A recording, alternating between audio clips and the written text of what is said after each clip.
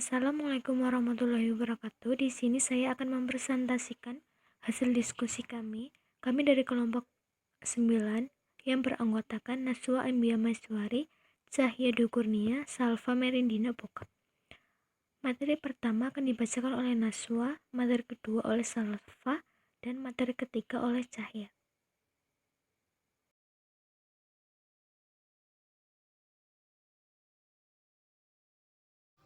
Penyakit epilepsi atau AYAN merupakan kondisi yang dapat menjadikan seseorang mengalami kejang secara berulang. Epilepsi bisa menyerang seseorang ketika terjadinya kerusakan atau perubahan di dalam otak.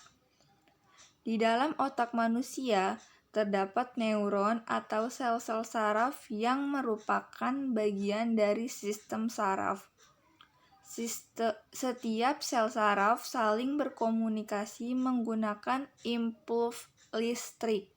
Kejang terjadi ketika impuls listrik tersebut dihasilkan secara berlebihan sehingga menyebabkan perilaku atau gerakan tubuh yang tidak terkendali.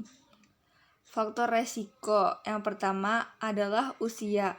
Epilepsi umumnya dialami oleh usia anak-anak dan lansia. Yang kedua, genetik.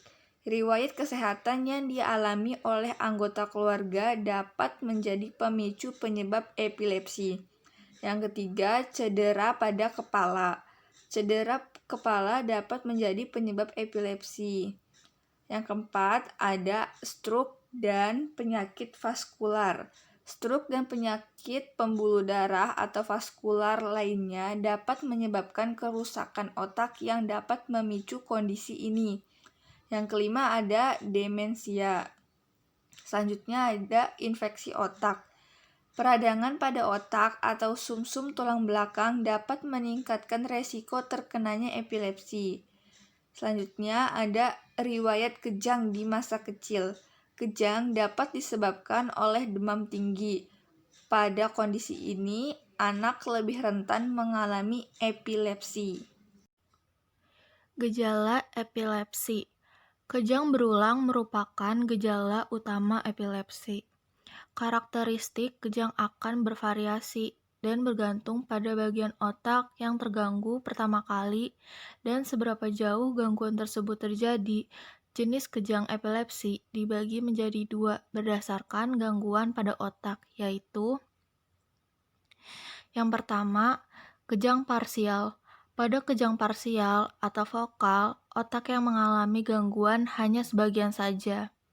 Yang kedua, kejang umum.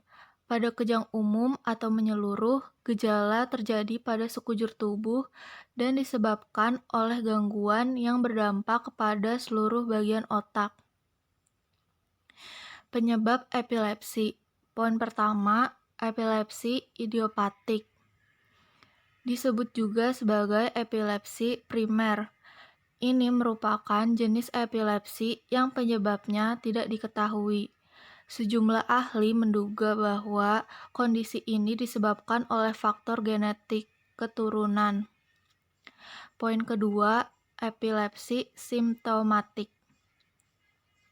Disebut juga epilepsi sekunder. Ini merupakan jenis epilepsi yang penyebabnya bisa diketahui. Sejumlah faktor seperti luka berat di kepala, tumor otak, dan stroke diduga bisa menyebabkan epilepsi sekunder.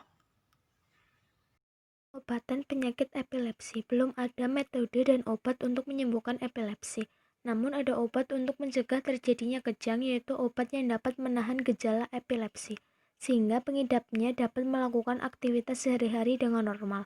Kejang-kejang pada pengidap epilepsi perlu ditangani dengan tepat, adalah untuk menghindari terjadinya situasi yang dapat berakibat fatal, misalnya terjatuh, tenggelam, dan mengalami kecelakaan saat berkendara akibat kejang.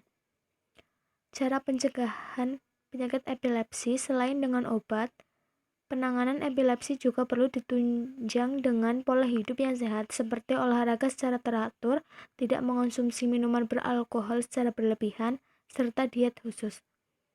Sekian presentasi dari kelompok kami. Jika ada yang dipertanyakan, silahkan bertanya. Terima kasih. Wassalamualaikum warahmatullahi wabarakatuh.